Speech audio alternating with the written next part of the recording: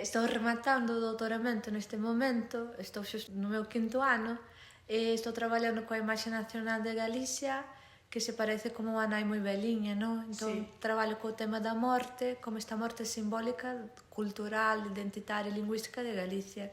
E estou traballando coa análise de textos que son ali da etapa dos anos 70, 80, en que aparecen estas personaxes que son estas nais que piden aos seus fillos que sigan non perpetuando a lingua e buscando a axuda desta nova xeración.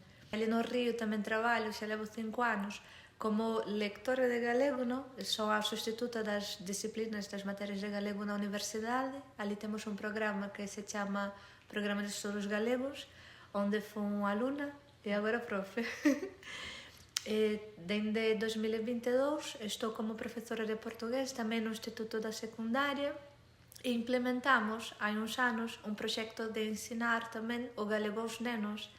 Entón temos algunhas materias que cambian todos os anos, xa impartimos clases de baile, pandereta galega, lingua, cultura e literatura. Este ano ainda non teño moi claro que imos impartir, pero seguro que o proxecto segue en continuidade.